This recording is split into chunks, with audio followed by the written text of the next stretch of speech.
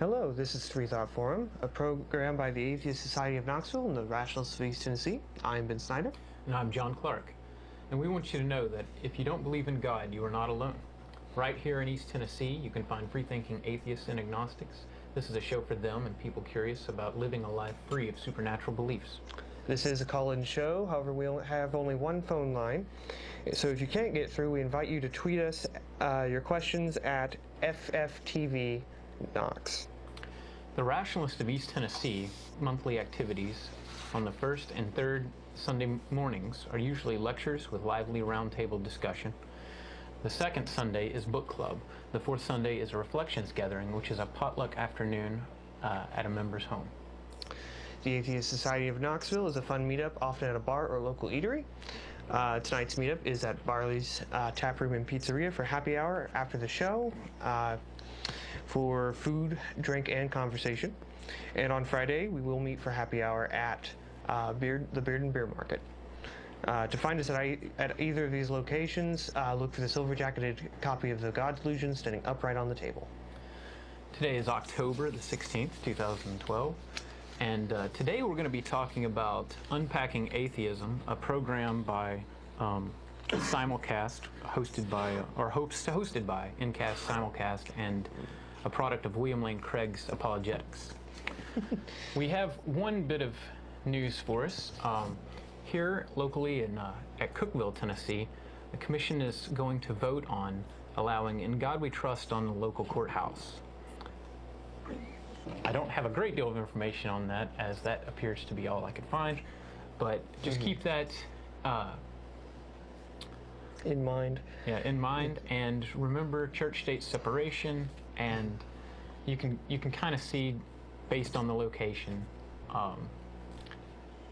This comes from actually one of the commissioner's sons who is in the military, and he feels that son's been deployed 5 times, that God supported and protected him and his friends and brothers, and that this should be on a courthouse. But we are a secular nation, and church-state separation. This would violate church-state separation, and so those of you near Cookeville, keep this in mind.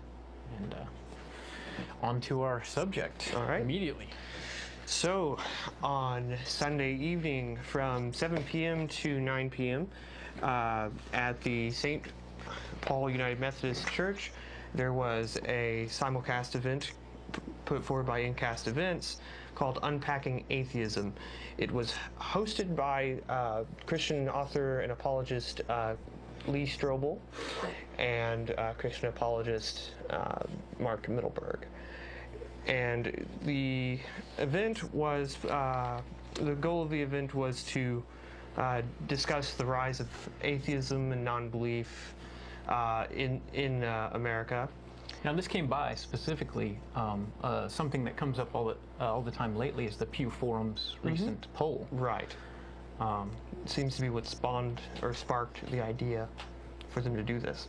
Right. I mean, they want to, I think, we also talked with some of the members of, well, one in particular at St. Paul United Methodist. And we have a similar concern.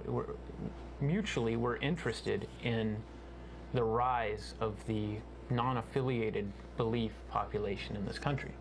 And so on William Lane Craig's side, the Christian apologetics side, this is really coming from, you could have seen this coming maybe 30, 40 years ago even. The statistics from at least the late 80s show a marked increase in the non-religious affiliation. And now many of the non-religious affiliated may actually also respond with "I'm atheist" or agnostic, whereas much more often used to they would keep quiet. They would say spiritual, not religious. That's still a large number. And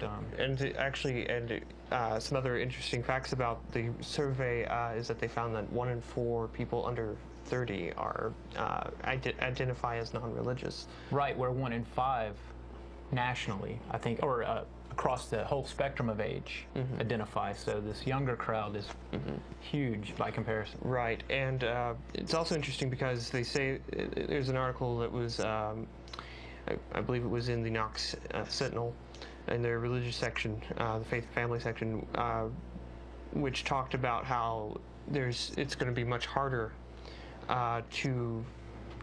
for Christians and such to get these people to convert or come back or whatever, because I think it was like 73% of the people identifying as non-religious have indicated they have no interest in even joining any organized religion. I'm non-religious. So it's becoming a very strongly opposed group to organized religion. I'm non-religious, and I'm not looking, I think captures the mind. And I was looking at the body of those. Only 10% of the people who that applied to, the non-religious, said they were looking, or actively, that is. Yes. Some statistics for our atheist, agnostic, and free-thinking audience, and well, anyone who's interested, from the Pew poll, is that adults who never doubted the existence of God in 1987 was about 88%. This year, as of, I believe, July of this year, that is now 80%. So less people can say that they've honestly never doubted God. And another one of the big shifts in numbers was recently is that Protestants have dropped to a minority status in our nation. Right, below 48%, below 50% for the first time in our nation's history, as far as we're aware. And those that describe themselves as non-religious, nearly every category polled that elevated. The exceptions, the married couples and Hispanics. That category, however, did not decrease or increase. It stayed the same. And to sum up, Pew, in responding to this, said that the majority of the people leaving or not interested in church were concerned with religious organizations, concerned with money, power, that they were too focused on rules, too involved in politics. I'm not sure exactly what they meant by rules on Pew. I would think that it's just control of my life, who I am, what I do in my spare time, my personal life. That's what I would venture out to say. But all right, so the event, which happened, as I said before, was hosted by Lee Strobel and by Mark Mittleberg.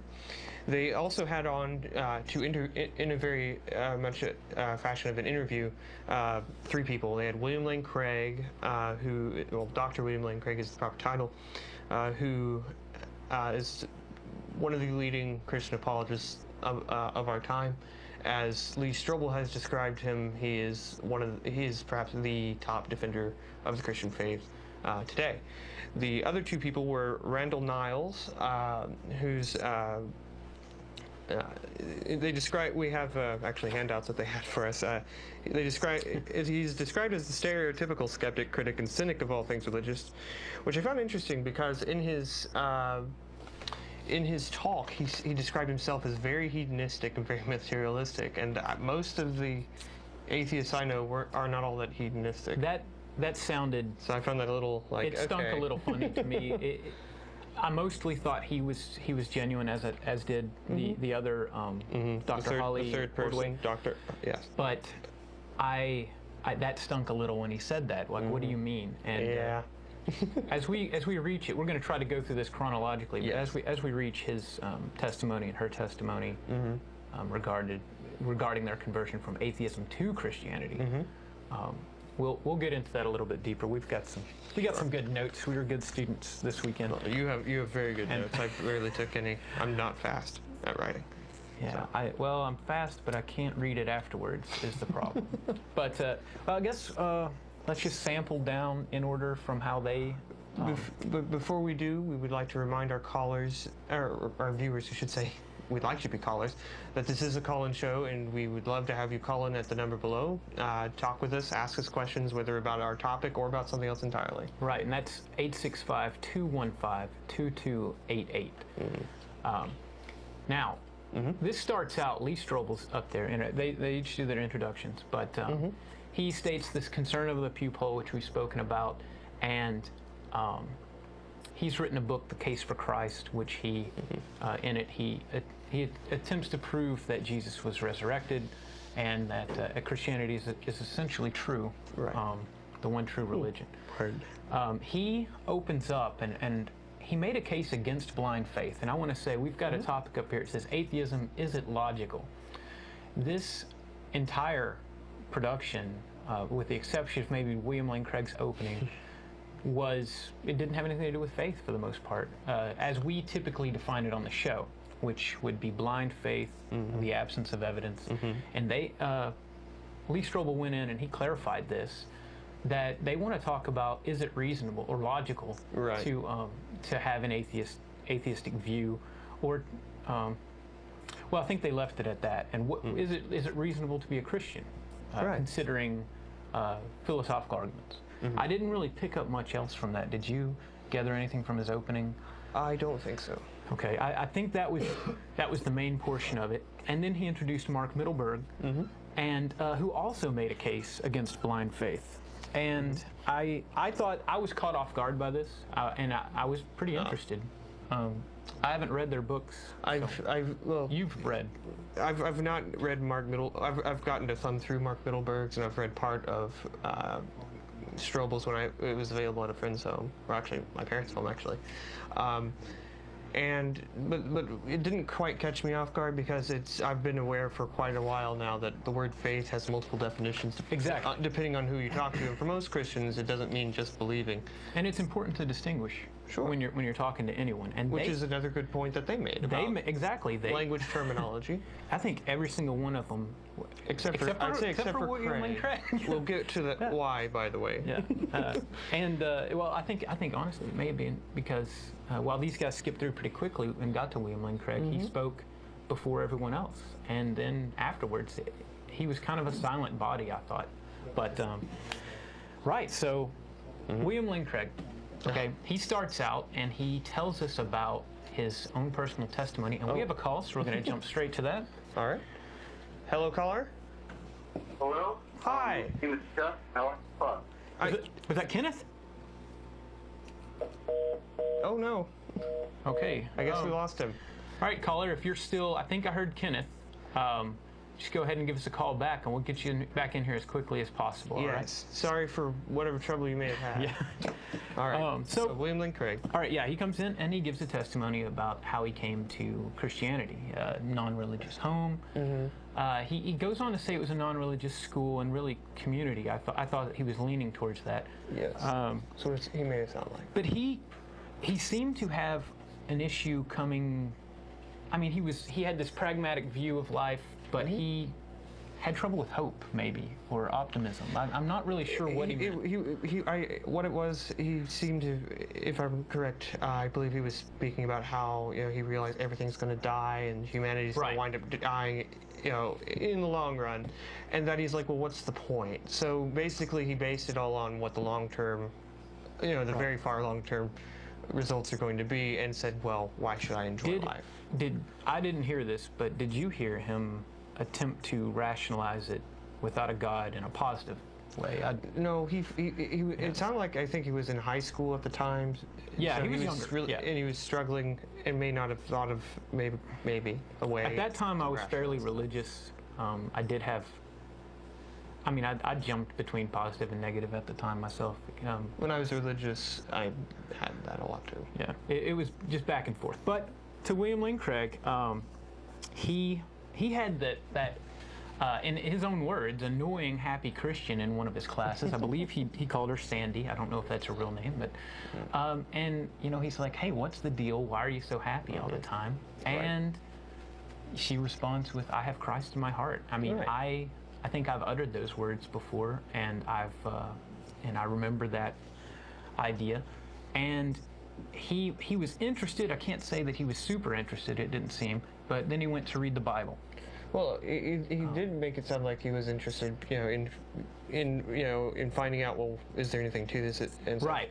And he said after about 6. Keep an open mind. It says captivated by. Okay, she said she was captivated by Jesus, and he was very interested. Right. And so he says after 6 months of soul searching, he converted, and then was later confronted by family and friends. Dr. Craig was driven immediately. After that, he had this purpose, and he had to know more. According to him, he read the Bible, and then this is what struck me as interesting upon reading the Bible, because this is very different from my own experience of reading the Bible. He said there was a ring of truth around the words, and that an authenticity. Thank you. About his life. His meaning Jesus. He was talking about Jesus. That as you read it, it was just believable. He didn't say the words common sense, but I felt that's where he was going. And he said undeniable. Right. Upon reading the Bible. It was interesting to me as well that Craig, it really sounded like very much an emotional draw, that he was really interested in the fact that this was, caused joy and happiness. I found it interesting because later on, Mark Mittleberg and Lee Strobel, while listening to Craig and interviewing him here, and they've known and worked with Craig, by the way, they had said this themselves for a while, so they probably already knew these things. But it's interesting because Mark Mittleberg later would talk about, ask when talking about atheists why they don't believe in such. He says it's usually not for intellectual reasons; it's usually for emotional reasons. Right. I found that interesting because Craig and later on, I know Holloway. Or not Holloway, that's our name, Ordway, and I believe even Niles. That's all 3 people they were talking to who were non-believers before. It was a very emotional, at least I'd say Ordway perhaps not as much, but definitely for the other 2, quite emotional. Well, I mean, you'll find later that she read a lot of fiction, C.S. Lewis's fiction, and Tolkien, and also nonfiction as well, and was convinced by poetry, Western poetry, and that the incarnation made sense only after she reread the books about Aslan, and took it in a metaphorical sense. So, Craig makes this case, and I mean that's not unlike some that I've heard. I'm having trouble, and now I have this need, or I don't have this void anymore, and I have this purpose to live for Christ. I have this purpose and positive outcome that he talks about within Christianity. And it seems to me that he was just setting up, he was just introducing himself really and how he came to it. And at this point, Lee Strobel immediately is like, hey, we need to move on into a discussion about the new atheist. And I guess we represent the new atheist, but we don't call ourselves the new atheist usually. And what they're talking about, this movement and the Pew poll and what's going on and why. And he immediately came out, and William Lane Craig said the difference between the atheists of old and it's not that long ago. So we're talking about Bertrand Russell. Yeah. This just is last century. Yes. I mean, that's simply not that long ago. And we actually agree with mostly everything he said, I think. Yeah, I love Bertrand Russell. But he said the difference was that back then, we were going for this secular approach to government, that everyone has a piece of the pie, and that we don't involve religion in the public sphere and in government. And now the new atheists want to, and his words were, exterminate religion from private life. Right. I find that ridiculous. And the fact that he used the term exterminate was also quite disgusting to me, because that's a very, very strong term with a lot of negative connotations, especially considering the Holocaust and Rwanda and such. We have a caller. Yeah, we're going to go straight to our call. All right. Hello, caller. You're on the air. Could we have a name or nickname? John. John? Hey, John. How's it going? Oh, pretty good. Hey. What brings you to call today? He was talking about atheism. Okay. And I was just like, wow, the people that don't believe, man, that's pretty amazing. Because 90% of the world believes in something. They worship rats. They worship something. These people say they're atheism. It's silly. I'm sorry? I said it's silly. Silly. They don't believe. What's silly about it, John? because you can go to anywhere in the world and there are people worshiping something. Okay, so, but just because people worship things doesn't mean that they should. That's right. So are you saying that it's silly to be atheist because so many other people believe that there is a God? Yeah, that's right. Okay. Because most everybody in the world believes in something. Oh. Well, John, I have to ask, they don't all believe in the same thing, though, and in fact, a great deal of them fight over it. Yeah. Do you think that that is virtuous, or is that a virtue? No. Well, I mean, I'm just saying that, you know, people believe in something. Oh, well, the thing. You invite them to believe in something. Well, you keep saying believing in something, but something's not the same thing as God. You know, for example, the microphone, the pen, these are some things I believe they exist. And that doesn't mean I worship them. It doesn't mean that, you know, I have to just believe they exist or something like that. Right. Or have some personal experience that you can't share in. I mean, we believe in democracy. We believe in the power of the people. You made it. Look at the way nature works. Okay. You look at how nature works. Yeah. In its own harmony. Well, no, it's not. Two things. And we fit in that circle. I think he means in its own harmony. Well, It's not. Two things. First of all, before we get too far away from your initial comments about why it's silly to be an atheist, and just so you're aware, in case we didn't make it clear, we are atheists. Right. But to address that, you're making an argument from numbers that just because a lot of people believe something, therefore it must be true. It's important to realize how many, how throughout history most people have believed a certain something and been terribly wrong, and plus how many people in the world are not well educated, even today, and that's so I don't think it's really that fair to include them. But like for example, there are times in history when people believe, the majority of the people, 90% even, believe the Earth was flat, believe that the Earth was the center of the universe, not just the solar system. Well, the Bible shows you that the Earth wasn't flat.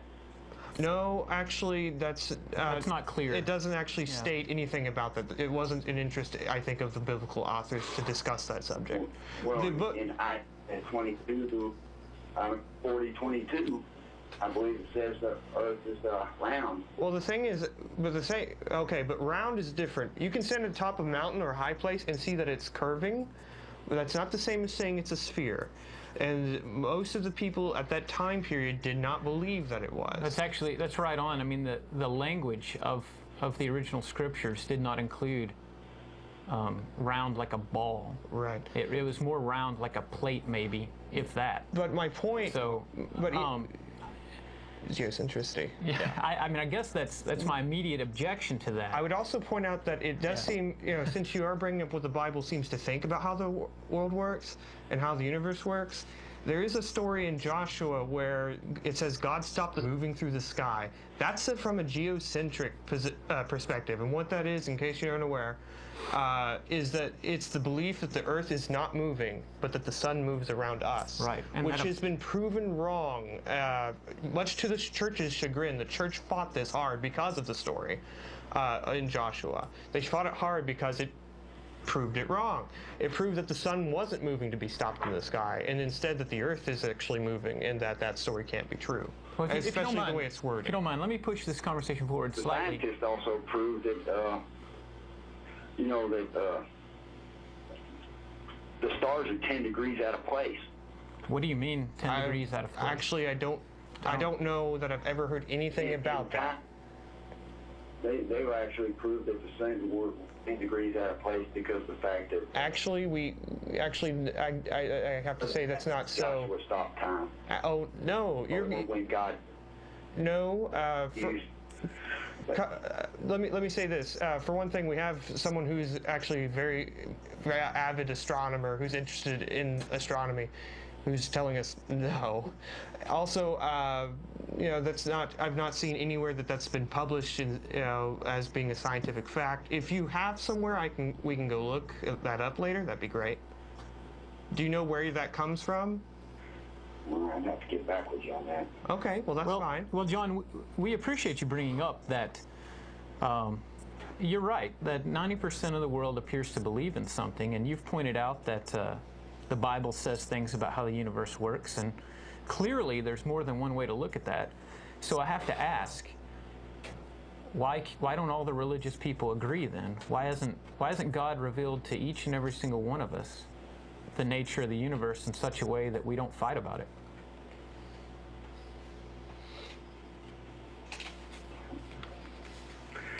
I mean, from my perspective, everybody's got to discover their own way. Everybody's got what? Got to discover their own way. Well, John, I agree with that, and that's what we've done. Right. That's what we've done, and you've called it silly.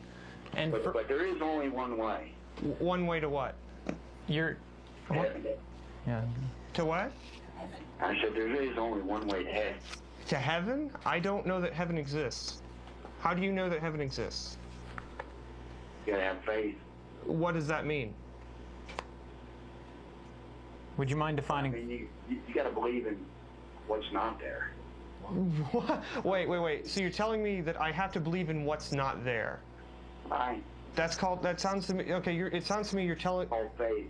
okay, but what you've just said, believing in something that's not there, sounds like Right. I'm believing in things that are fictional, that aren't real.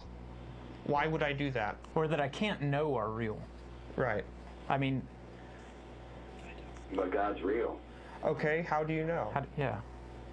I mean, just show us, man. Oh. How do you know that it, Look around you. okay, I'm You not see looking. it around you? No, No. I see people and the studio. Oh, but I mean, you look around nature, the way things work. Where at in It works nature? in a circle, right? What's Yeah, up? one. Well, that all falls into place. Everything doesn't fall into Take place. No, everything turns into entropy, and to a degree. What about trees? Well, we also They have, provide air for us. If we didn't have trees, we wouldn't have yeah, Do you know where trees come from, John? seeds in the ground. Where do the seeds come from? I mean, these trees have a long lineage of evolution, plant life. You can break this down, that we have things in common with the cells of those trees, and that the phylogeny of life on Earth will We bring didn't us. come from sludge. I'm sorry? I said we didn't come from sludge. well, we might actually have, because Yeah. what the scientists who actually study this and look into this, trying to figure out how everything came to be the way it is, say that that's a very strong possibility. We don't know if that's the only possibility, because there's other ideas out there right now that it could have been in something else. But it seems sludge, as you termed it, which, you know, sludge is a very vague term. It's, you know, specifically different kinds of chemicals and such interacting together in very complex ways that can lead to the rise of living organisms or protocells that eventually forms, you know, more complex life. I think John, would you mind explaining what you mean by sludge? I mean, if you mean a compound of self-replicating protein molecules surrounded by a, you know, double phospholipid bilayer, then I might be inclined to agree with you. But if you mean sludge is in like a pile of mud that's just minerals, I'm not sure that I understand.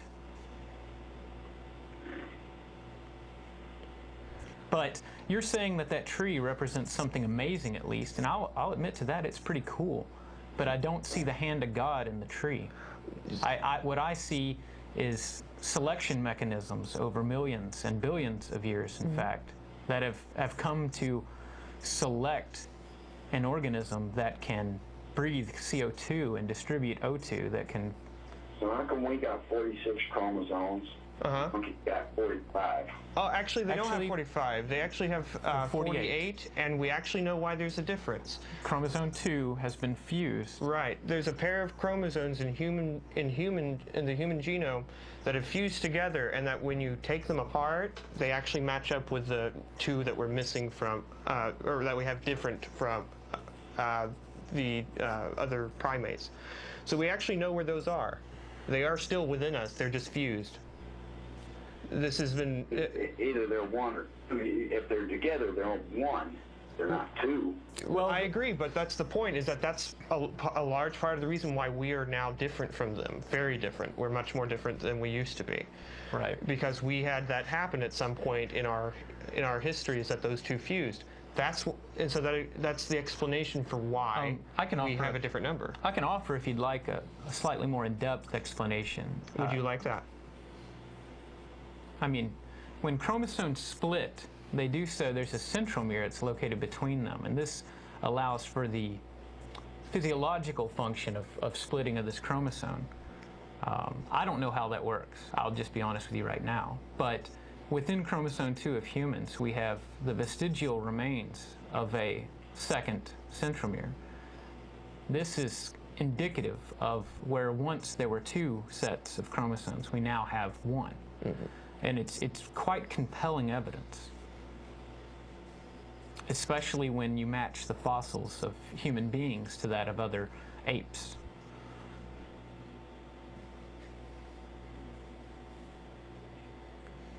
Well, John, I gotta keep on moving with the show. We're about halfway through. Right. Did you have anything else for us? All right, John. Thank you for calling. And by the way, if you would like to keep talking with us, I know the fellow I mentioned before would, I think, be interested in talking to you about what you were talking about with the stars and such. There is email you can send questions and your thoughts and websites or whatever to. It's freethoughtforum@yahoo.com. Right. So I just wanted to share that with you before we let you go. And you're also welcome to call in anytime. Yes. All right. Thank you for calling. Take care. All right. So we were discussing Craig. Well, actually, going to go to our mid-program break, probably. Okay. All right. In case you're just tuning in, this is Freethought Forum, a program by the Atheist Society of Knoxville and the Rationalists of East Tennessee. Freethought Forum is funded jointly by them and by individual contributions. Shows are live most every Tuesday from 5 to 6 p.m. Eastern on community access television. You can also see it streaming online outside of the Knoxville area. Just go to ctvknox.org. This is a call-in show, and we are live today, October 16, 2012. Viewers can call in on the number on the screen, 865-215-2288, or tweet them to us at FFTVKnox. Mm-hmm. The Atheist Society of Knoxville, or ASK, meets 2 times a week. We have evening meetups for fun, food, drink, and conversation. ASK's purpose is to supply a venue for community, camaraderie, and outreach to atheists, agnostics, freethinkers, and anyone else who would just like to hang out and chat and have a good time here in the East Tennessee area. The Rationalists of East Tennessee has Sunday activities involving lively presentations and discussions of subjects topical and timeless. Once a month, we get together for a book club. You need not have read the book to attend, but of course it would be appreciated. Mm-hmm. Both the Atheist Society of Knoxville and the Rationalists of East Tennessee help provide a social outlet where you'll find that if you don't believe in God, you are not alone. All right, and we're a little over halfway through again, and we have another caller on the line, so straight from John to... Hello, caller. You are live on the air. Could we have a name or nickname for you? Terry. Terry. Atomic dawn. Atomic dawn. Okay, no.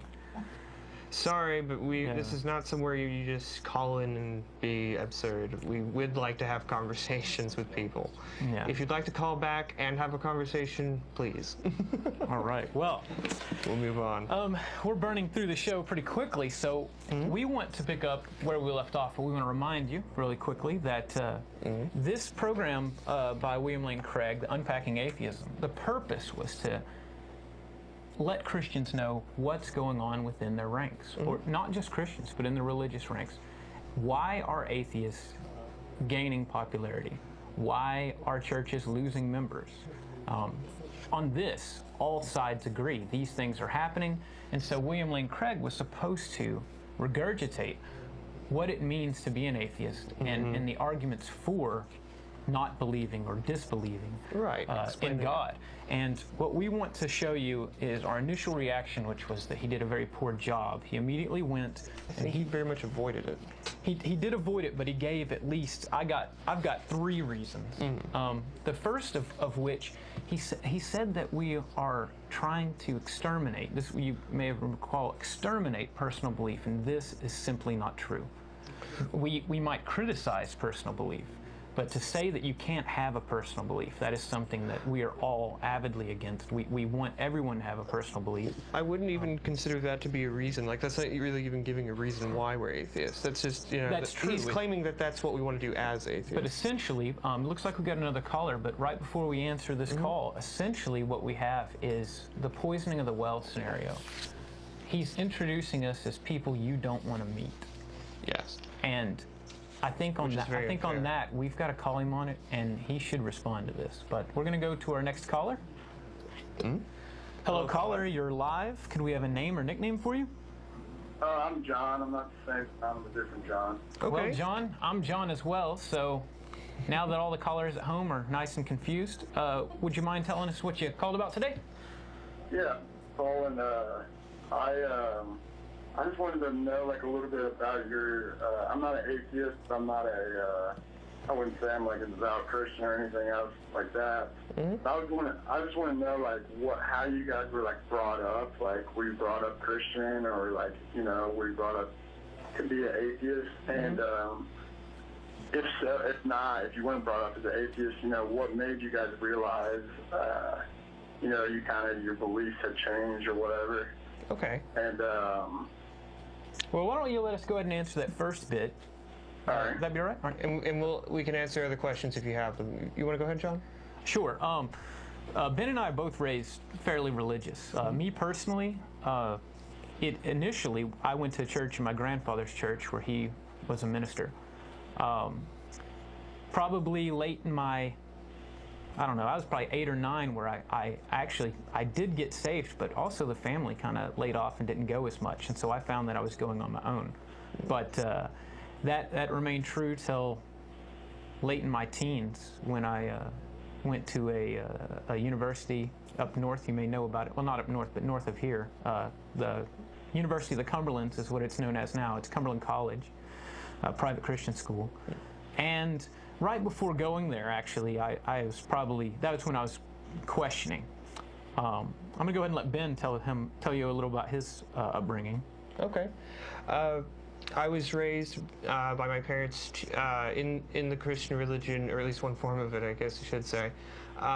We went to church like 3 times a week, you know, Sunday morning, Sunday night, Wednesday night. Virtually never missed unless like my mother was sick or something, or one of us were sick. And so was very much raised within this, took it very seriously. For the most part, I enjoyed knowing about the text fairly well. And we played like games at home, like Bible trivia every now and then. We played other, you know, less religious games a lot too, but we were very much, you know, taught the stories, and you know, our parents, I say my brother and I, they wanted to raise us very much to believe it and to know it and to be aware of it. And to be, hopefully, I think they hoped, you know, very active members. And I even wound up going to Johnson Bible College, which is now Johnson University, which is here in Knoxville. I went there for 2 years. My dad had went there a year and a half before he and I both couldn't continue financially. But well, and John, your other question, really quick, that was what led us to leave that lifestyle? Well, Yeah. Oh. Do you have more? Oh, no, you're good. Okay, so. For me, I was having trouble witnessing, and I wasn't having trouble actually succeeding. I was pretty good at telling people about Christ and getting them involved in the church. And I was looking forward to maybe becoming a youth minister one day. And what I had problems with is I would make a claim that they need to, you know, be a Christian and love God, and I would go about this in a variety of ways, but they would make a rebuttal, and I would answer it for them. Like, how do I know Christianity is the right one? And there were many ways to tell a person that that's the right religion. But the problem was I wasn't satisfied with the answers that I gave, even though they worked. And as I fought with it in my own head, and I went back and forth to the book and my pastor and my parents, my grandparents, not as much, but I found that I had my own issues that were not resolved with the answers in the Bible or other Christians or other religious people in that matter. And at that time, I was not ready to give up on a God But I did give up on the Christian God. I no longer prayed, and I fell into deism. And I did not change that mind until many years later. 2006, I joined the military, and they said, "What religion are you?" And when I said none, they wouldn't allow me to say that. I got a lot of criticism for it, and that's when I really started looking at it again. And within about 2 years, I was calling myself an agnostic atheist, and I still do now. Okay. For myself, let's see, I started well at Johnson, actually, which is, it's a little odd because it's a conservative college, but at Johnson I started learning more about what we didn't quite know entirely about the Bible, or learned that some of the assumptions I'd been raised to hold were not actually, biblically supported. This is coming from a very conservative college, which, takes the Bible quite seriously, and, you have to, and just to give you an idea, in case you're not familiar with the college, you have to sign an agreement about, you will not drink alcohol, you will not dance. I mean, this is the kind of stuff, they cared about these kind of behaviors are very conservative. But I was finding out from my professors that, like, the first 2 chapters of Genesis should not be taken literally because they are poetic, and the first 2 chapters are 2 different stories which actually contradict each other if you were to take them literally. And learning more about, what we do or do not know about authors of, some of the Old Testament books and such. And so I started, realizing, oh, there's a lot more to know. And while there, also I learned about, the issues between denominations more so, and about, the disagreements over baptism, communion, and how petty and silly these really seem to be. And so I started becoming concerned about, the fact that the churches, that the church in general, if we can say one church, was very split, and a house divided cannot stand biblically. And so it just seemed like this was a major issue, and I couldn't understand why this would be the case. It made no sense to me, and so that was the problem I was concerned about. And it made it a little difficult to believe that the church was real, as we see it today, is really what it was supposed to be, according to Christ or Paul or whatever.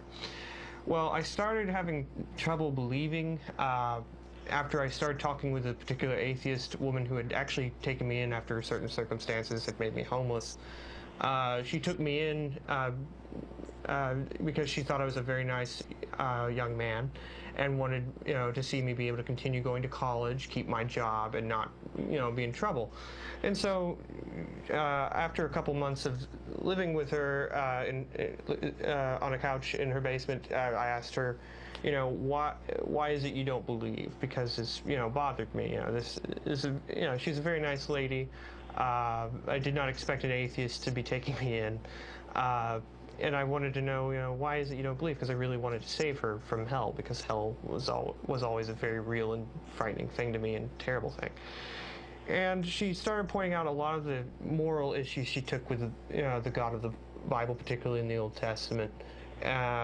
And these are issues I had not really considered much in my upbringing, which is my upbringing being very sterile when it comes to meeting other opinions and views. And so I thanked her for a time, and I started trying to find answers for her, because I wanted to be able to help her and help her understand, and help myself to understand as I came to find. And I kept finding more and more problems with more of the stories, more things that were immoral that I couldn't stand about the God of the Bible or the heroes of the texts. And then after that, I started seeing issues. I started learning more about the formation of Christianity in the Bible, and I could no longer believe it. And I still read on these subjects today, because I enjoy reading about the history of that, but I just can't believe it anymore. Yeah, okay. I have one more question. Do you, I know that there was a guy who called earlier who said, and your kind of response to him was, he said you had to have faith or something like that, and your response was, so I have to have faith in something I can't see. Do you yourself have any, I guess, what you would say, proof that there isn't a God out there? And I'm just going to hang up and listen to your essay. Okay. Okay, right, John, well, thanks for calling. Yeah. I'll let you address that first if you like. All right, that's an excellent question, by the way. And this comes straight to our next point, probably, with William Lane Craig, which is that what does it mean to be an atheist? Why do we use the term atheist to describe us? I used agnostic atheist to describe me, and Ben, you would agree, I think, with that. Yeah. And we use these terms agnostic because we don't know. We, in the words, John, that you just asked, you asked, do we have proof or some type of knowledge that tells us there is no God?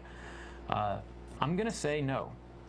I'm going to say that I make a probability argument, and I also make an argument that just with any other God, you look at Christians, and regarding the Greek gods, Christians are atheists with regard to those gods. They don't believe in them. Right. That's not to say they have a positive claim that those gods don't exist. Some might say that. I'm not going to speak for them. But they simply have a disbelief. And so therein lies my atheism, and Ben's as well, I think. Well, I'd like to point out also, I wanted to clarify what it was he said and what I objected to, because the prior person who had called, he had actually said that, believing in something, what was it you know isn't there. Right. And that, that's not, I've never heard it described that way or defined that way. I find that a terrible way of describing it. Most Christians would not say that, because, to believe in something that's, is not there is intellectually dishonest. That's saying, well, I know it doesn't exist, but I'm going to believe in it anyway. That's silly to me, and that's what I was responding to him. Now, to answer your question, is that, why is there anything that tells me, that there is no God? In the same vein of what John was saying, but with a little bit I'd like to add to it, I do consider myself an agnostic atheist with regard to a lot of God claims, because there's a lot of different claims. But nearly infinite. I mean, right. But on certain ones, you could say, yeah, I'm agnostic, or in that I know there is no God, or that God doesn't exist. Oh, right. Specific gods. And so, if someone tells me that, there's a God, and you'll know he'll exist if this happens or this doesn't happen, and then we see if that happens or not, then we can know. Well, let's connect this. As long as we see the God doing it. Let's connect this to William Lane Craig now, since this was his second point, or maybe third, but it was another point in his show. So atheism is the lack of belief in a God, and that could be for a variety of reasons. But you're simply not making any positive claims that there's no God. It's like leprechauns or anything else. There's no compelling evidence. That's William Lane, or Dr. Craig left compelling out of that statement. He said there is no evidence, is what atheists would say. Atheists say there's no compelling evidence, typically, the majority of us. And that's important. If you want me to believe in a God, you've got to give me good reasons. Right. And if you want me to believe in, as the first caller said, a God for no reason at all other than to believe, which I find that ironically silly. Which I think it's important to point out also, I think the first caller actually believed he had reasons, because he was appealing to reasons as well in the call, because he pointed out, how many people believe. That's a reason to possibly believe. I think it's a bad reason, but that's a reason. And he also was appealing to, the world around us, which, to me is not evidence of a God, that's just evidence of the world around us. You're going to have to show me more to show me there's a God. So Dr. Craig, in his diatribe against atheists, continued to say that atheists today, the new atheist, the body that you're seeing now, he wants to say that we claim to know God does not exist. This is not if it is a claim among some atheists, it is a small body of claim. I mean, I've actually not met one yet to claim that sort of thing, and to knowledge. But what he did from there, he and Lee Strobel, actually right after that, Lee Strobel butts in and says, but atheists come across as a spectrum. We just talked about that in some capacity, and they did define atheist as a lack of belief, but William Lane Craig says that that's not the honest answer that atheists give. By the way, we have about 10 minutes left in the show, and I would like to say that if anyone would like to call in and ask us questions, or give some ideas of their own, I'd like to invite you to call in during the last 10 minutes. Yep. And so between him and Lee Strobel, they talked about varying definitions of atheism, and then they selected one from Stanford, Stanford University. And this definition is, as I quote, atheism means the negation of theism, the denial of the existence of God. Now, that was taken from probably 6 or 7 pages, several thousand words that continued on downward that I read all of after this. And if you continue reading, there's also, as the Romans used the word, which we just mentioned with Greeks, atheist, could be used to refer to theist of another religion, notably the Christians, and so merely signify disbelief in mythical heroes. Yeah, their own mythical heroes. That is closer to us, but we couldn't describe them as other theist. We would just describe them as theist. And regarding their gods, I've not been submitted compelling evidence, and my atheism stands, not as a denial, not like, when you hear denial, you tend to think of this. There's a couple types of denial. There's that, and then saying, well, that's just not true. This is the rational... Or there's no evidence that that's true. That's a denial as well. Right. We deny it the right to be taken as a serious claim. Exactly. And if it wants that right, then please submit the evidence. Yes. Which he does submit something that resembles evidence later on and fancies it up. And if we have time, we will get to that. If we do. And I have to ask, why does he do that? And right before we answer this call, just remember, why would you, when you know that the majority of atheists come about these claims for the manner that we just mentioned, why would you switch it up like that, William Lane Craig? But let's get the caller in here. All right. Hello, caller. Hello? Hi, can we get a name or nickname? Oh, my name is George Clinton. I'm from around the Bearden area. Okay. I have a question for the man with the beard. Hi, I'm Ben. Didn't I see you diddling kids over by Bearden Middle School the other day? You see what? You diddled kids over at Bearden Middle School, like fucking them in the ass? Okay, that's not appropriate. I'm sorry, but that's not the kind of conversation we're here for. We know that most of our viewers don't act like that caller. Right. So we're just going to push on through the show here and get by it. Sure. So we've got 2 things that William Lane Craig has stated about atheists. If he wants to tell other Christians an honest look about why people are leaving the church, why would you discredit atheists in this manner? I don't know the answer. I think I have some ideas of why he might do this, but honestly, why would you do that? Why, these people, everyone that's watching, majority of you are probably theists, and you want to know why people are leaving your church and why atheism is appealing. So why would someone misrepresent that data? I want to go on to the third. Well, I don't know. Hopefully we got another caller here. We'll see. All right. Hello, caller. You're live and on the air. Could we have a name or nickname for you? Yeah, this is Paul. Hi, Paul. Hey, Paul. Hey. Yeah, he said, what kind of compelling I'm sorry. Go ahead. I'm speaking over you. What kind of compelling evidence would you require for the existence of God? Compelling evidence. What kind of compelling Another evidence? good question. Well, okay. Biblical prophecy is often considered a reason for believers to know God of various religions. But we find that prophecy is often inadequate. In other words, there's lots of prophecies that either didn't come true or are so vague in their descriptions. I'm thinking of Nostradamus, that they are true all the time. And so, to be more compelling, if the Bible had probably adequately explained the phylogeny of life and the way in which evolution has occurred, that would be really compelling if we unearthed it years later and it were written down just as we find it today. I mean, that's... I don't know. No, yeah, I think say, that would be compelling to me. I have to say no because I think that's too easy. And plus, I don't think that necessarily shows it's a God. For all we know, it could be just some alien race. Right. No. That's just compelling to know that someone back then knew about it. Right. That's not. Yeah, but that's not knowing that a God exists. Right. So no, I couldn't agree with that. But I don't. I've had this question before, and I actually don't. I don't think it's a question that's answerable very much because. I'd say whatever evidence you have that stands the test of evidence is what we require.